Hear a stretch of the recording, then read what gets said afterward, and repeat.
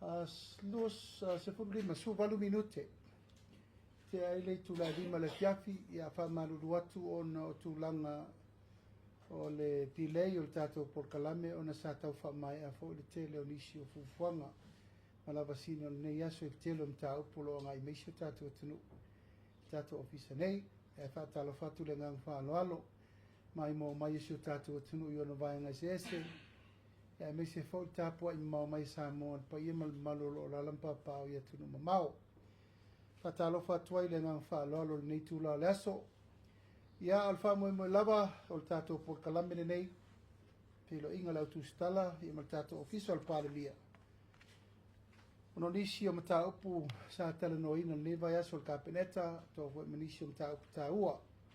Tau laban tātou whilo iai ono le wha manino ina o mata upu taua wale manui o sio tātou tano. Ta upu sa tala no ina kapeneta i le vai aso na aso de nei. Sa whai unga whono inai le tūlanga o tino i tupe ua tu inatu mol so soani i le mamalu le atunu e ala i no ngā tupe ese ese i le ngata i no ngā tupe whatino ai tūlanga tau pisinisi ma le au inatu o loi fafo a pena fo i tūlanga o no ngā tupe i tūlanga o le tātou whataunga o whanua ma whale ma mea mwa pena le tātou house cooperation. Ia malamata upu i tūlanga o le atina ena o pisinisi la iti i tātou business hub o lo masani il tātou atunu. Mtaupu momoe wha manino ua wha matuu il tātou kapeneta e tino i tupe 3 miliona tā la i tātou Development Bank. E a mata ino ngā tupe a mata tulusu wafe i le sela wafe tā la. Ilona tului e 5%. Ma ufa tūlanga umalava masani e whenga iai ma iainga whawha vai tono o le tātou Development Bank ma na whainga e whaino ngā tupe ma iei lau ilo longa ili o nei no ngā tupe e ile avanoa e tuatuelta e sfutausanga lusu tausanga e mal tolu sfutausanga e tong iai a la maua wha maunga nei no ngā tupe pia wha pia ave application tonu pasia whai ia ingol wha matu atu o tupe a wano ngā tupe. O tato no ngā tupe mo nā 3 miliona tā la i le au wha ingol no ngā tupe i le wā lusu wafe i se la wafe tā la. Se 10 miliona o wha matu atu foi i pisinisi la tau te whaia ngai ngoinga mo o loa awinatu i fafo i le tato Development Bank foi. Le au wha ingol no ngā tupe ma whaia na whausia mai se la wafe i le lua se la wafe tā la. O le interest po tului i so soani i no ngā tupe nei e 3% i le tausanga. Ma ua i eltu langa e wha mawina ele ona iei a security mana o mia. Ona lewa amata no ngā tupe mai le se lau wafe i le lua se la wafe. O iei foi le whaatulangana e fuafua le pangaingoina ngā i lua su tausanga, tolu su tausanga, taimi whaatulangaina o nei no ngā tupe. A la wha manino uma pia wha pe ave tau sanga i tonu. Mai lo aia ia inga whanga wha vai. O le meta ua o le lo lau wha inga o le tupe whaina no. Ia ma le interest. 3% i le tau sanga le interest o le tato 10 miliona leo mai ana wha mtu watu. Tato wha lapo ptonga o pisinisi la aiti 3 miliona. Ua wha mtu fo ia wale vai vaenga o tangata umai fia whai a lato pisi nisi la iti tono le tātou atanu. I le vale o le afeta la i le sefuru afeta la. Mai le afeta la i le sefuru afeta la. O le interest e ono pasene i le tausanga.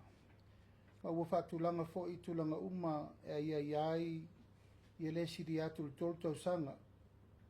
Ia maisia ia inga uma wha le tupe pia wha pia e wha manuia ina lau tāle sanga i tūlanga uma o le a ia inga wha pitoa. 3 miliona o wha tūlanga ina fo i le wha lapo pitonga pisinisi la iti. Wha lapo pitonga tau whale le malo wa avina iai le 1 miliona tā la. A wā ia wha maoninga o tangata whainga renga me masani tātou Housing Corporation.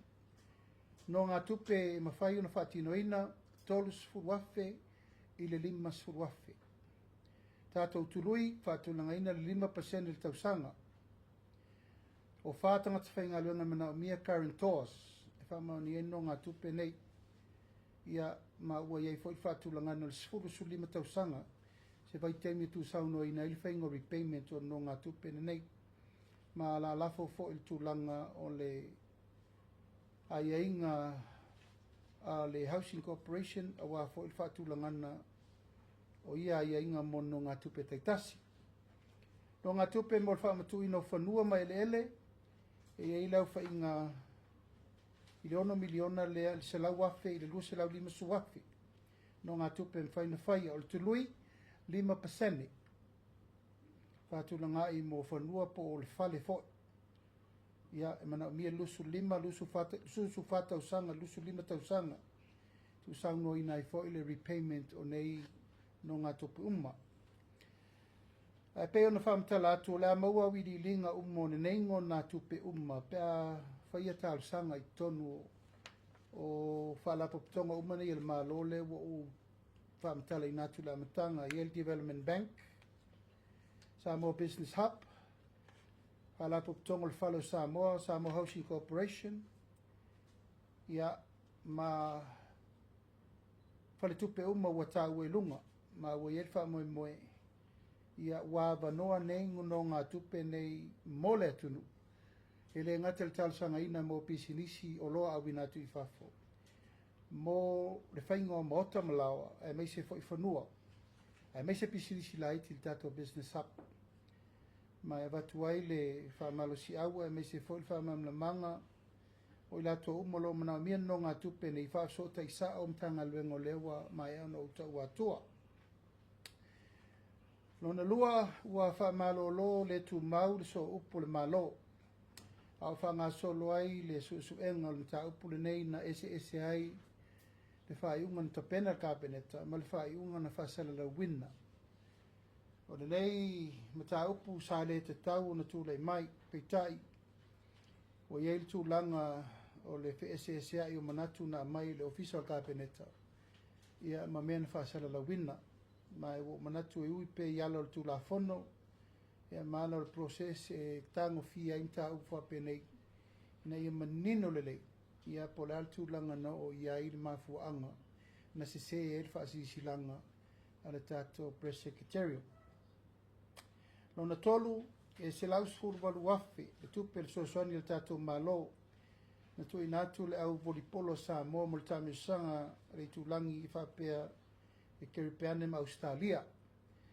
O lo malanga le tātou au volipolo nei ma le whamoe moe ia e te le tātou sao tātou te ulu whale atuai i isi tau manga tā longa whaavao malo mo le lumana. Peon siit fia ia tātou volipolo se tasi tā longa e le ieli tali tonunga e te le anga waa o tātou tamata alo.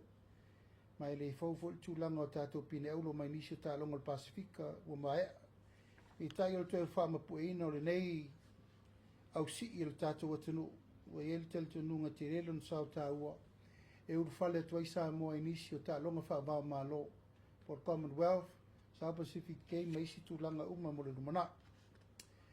Lona wha ua mai an to fia lo ia, to wha lingo am tua ia ale vena ale, Ministal Kapeneta, ma ua iai tūlanga o na tau veina o matau pitau ele ma whanua whasau, wao matua whapea whale ofisa o ai tau. O isi on tō whinga e iai le ofisa o le whono, ma le ofisa o tīnei mū o lea ua tu mai o te toe tau o veina. Mō le taimile nei, ia se ia mai a le lei na whatūlanga le lei le fionga le minsta, ia o na whapenale n tue whainisitu na inga mo le lumana. Lona 5, o mai le awirilinga o le interview a tō teitei whono, komiti whono whawae. Ma upasia lo i el kapeneta le tolus furma le iwa i tū malo. O mai le whainga o whitwhiringa, ma i tū malo fo ia o le la whasalawina lo ia. Ele mtanga luengo tinamita mai tai whono e tolus furma le iwa, o pasia lo ia el komiti. Ma upasia lo ia fo el kapeneta lala tō wha ingon tu ina mai. a mata loa o na whanga ioi tu malone tolsu maleiva. Pa mata na whiri la tu tangata whainga luenga, ma whiri la tu komiti whatonu, whauwhautua, ma mata loa le tāpenanga e tauno o atu le solusu tolu le masina le nei, ua lava tāpena masauni e loa a mata alo ia, tala alo ia ofisa nei, ile aso sulua, te sema ua lusu lua Januari, ua felusu wono mo le amataino ngā luenga pe a e mai le tūlanga o le tātou ngā luenga mo le tausang fau. Pai aso talo maanapongi mo le atunu ua to whaina le sa sutasi o Januari, whamanatu inai ia le nganga masani o le tātou atunu nei o le tātou talo maanapongi le vai aso atoa. Ina ia whaia le wha moe mo le amataina o ngā luenga le nei tausanga. Ma ta talo ai ma talo sia le tunu e ala i whaiva alo whirima e mai se le pui ngō tātou. I matangi ma wha mo le wha moe. Ia e tai la mua fōi le, tau la mua fōi le ka le sia so whatasi. Tātou por kalame wha pe fōi tō whinga uma te ia i lātou o e wa tai ulu tātou i ka le sia so whatasi. Le so fōi tai ao, ia e whono wha pito ai le whai lautusi o ka peneta. Ia ma unei mar ka peneta ia ma le fono ao o e kalisia so fatasi umai Samoa. Ha moe lava ina ia wha mautu le nofo malama. A le kalisia so fatasi Samoa ma le tato whainga malo. Ma iai nei swinga o lewa mata na tapena le tato malo e ala i le wha moe e wha awa wai le aso le anapongi ma te talo. Lua mata upu, fata ua i swinga lela fatu lai mai le amata le tausang fau, mumua. O le avele so lulu, aso vai aso uma o le vai aso, whama malui nai le anapongi mo le tato malo. A tau te anapongi ma le tae au fta tale le woli. Ia e fatu langai aso lulu uma vai aso le tausanga atoa. O le avea maso anapongi matatalo mo le tunu. E ana pongi te tae au, ai whono te talo le fiafi le sorulu. Whono te talo wa lewa na whaatulanga mai le tātou whono te talo. Salo wa ova nei ma le duas futau sanga. E tai wa whaupopo iai ma le aso le ana pongi. Lono winga o aso lulu umalava i le tātou watunu. Whaile tātou ana pongi le tae au, mai le lima le tae au, se i tau le tālo tasi le woli. O na fono te talo leo le tao le ono le fiafi. Ia na wha mai aila i o le tātou wha moe. O nei wha moenga ina ia le ngata e le tasi le teimi te talona o le amatanga o le tausanga i le asu tasi o Januari i tausanga tei tasi. Au manatu le tātou whainga malo e te tauna whaile tātou anapongi i vai aso umo le vai aso. Ma le tātou fono te talo. Le lau wha maoni ai tangata uma whainga luenga le tātou malo, e watu ai fo itu langa le tātou watunu atoa ina i o tātou wha malu. O aso lulu uma, o le a whai e le tātou anapongi ma le talo. Ma le tātou whono te talo e maseni ai i vai aso te tasi. Nona lua o le a matua tapu ngā luenga i le sa toi wha maluina. Mai se lava ngā luenga ngā ingo iei masini ma mea uma lava i le tātou watunu. Mai tau ina pēa lo iai nisi o kon kalate mai fafo ma mea uma o lo o sori sa pati. Manatu ai, o le atoe whatu langa le wha malo singa le ta upure nei, e mata atu le tato fisuri sa inga a matango ngā luenga le tausang fau. Mai tasi lea ngai ngoina o le mafu ai fono a tae ao, mai kalesia so fatasi, mai so lato fina ngalo. Pe ise si me toe wha popo i luna o fina ngalo le tato malo i le aso le napongi. Mai se le toe wha ma maluina o le tātou sāpati. Le atoe fōfua i fō il teimi tala iei whale o loa ma mea uma e fua a ngai. I le tala noanga ma whawhi ngai ngā taulangi ma le sotanga ma le kālesia so whātasi uma i Samoa. O na wha mautua ila i o le polo inga proclamation o le ato lau wina i le tātou anapongi le vai aso talo le aso su tasi o Januari. O lea ua maea le tofinga tanga luengo tupe Ministry of Revenue tanga luengo tupe maua o fa mauni ai le tatou kapeneta le tofia ina o le fionga ia fui maono vai tolo fo ia o ia le o le pule fou le al tatou mtanga luenga o le mtanga luengo tupe maua ma o le tofinga sa fa mamalu i le solulu e le tatou kapeneta ina ua filfilia lo ia le fionga ia fui maono vai tolo fo ia tasi ia il filfilinga mo le filfilia o ia la vea ma pule sili o le mtanga luenga tupe maua mo le nei fo i tolo tausanga o la whamaluina ma ua wae e fo intu ina atu tūlanga o le whaiunga le kapeneta i un tūlanga masani whafoe ai mtau puma ia o loo whasolo pea tūlanga o ngai ngoinga le tatou malu le malo e lava le tā upu nei o loo laua lunga le temini nei o le tūlanga o le puipuingo Samoa mai fuala au whasaina o mai ana whailfo tanga whapitoa ma sui o nuu, ma sui prestene o nuu i vai ason te nei ma o le mata upu la na mua lea o le ta iulu temini nei o le awala lilifa mai ai le fsoaswani le pule mamalu ali i whai pule mo le puipuina o le tūlanga pangatia le tātou te iai i le ngata i whalau whasaina a o a mio matanga e ala le saua ina o tinam whanau mtamaitai tono o tātou atano le ngata i lea o le aso fo i ana nei e sa ta pena il fontanga lo ia ma tai fono uma masui uma o komiti whaatonu al tātou malo SOE uma al tātou malo whala tonga tu oti al tātou malo lua su fitu whala tonga lo iei te fono tu oti al tātou malo o lali tu tino leo le malo tātou te ngalua ina le tūlanga o le commercial arm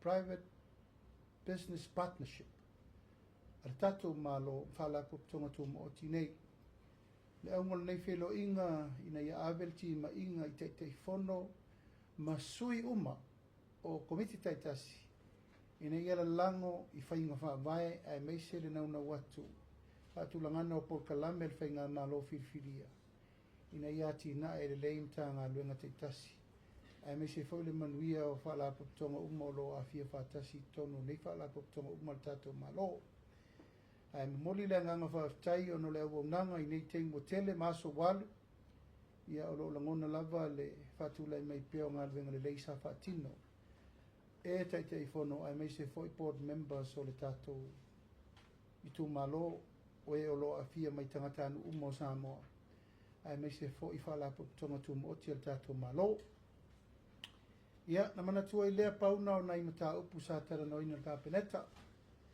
ai te talatu le vano le tatou autu stala o i matatou wai nei ia o lea ua maua lea vanoa tu e whaatula i ai le tūlanga o le tatou whamoe moe ia o lea ua tau sirisira mai ia o fōringa ne o le tatou sāwari lea ua iai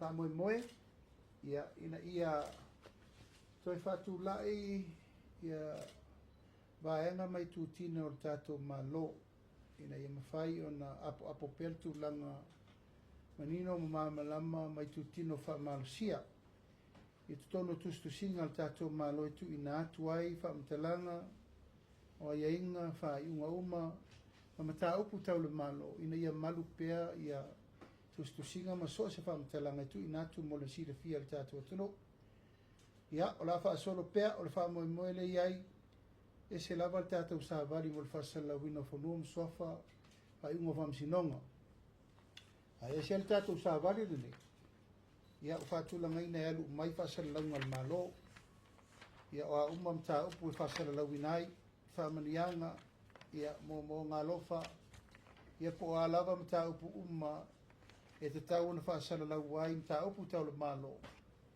ia o manatu le aunga mal wha moe leo le ho i fufuanga o tātou tāpena iai ia e te latu le vano tātou autu stala ia po a ni fesiri tō te whina ngaloai ia wal tātou por kalame ne fiafi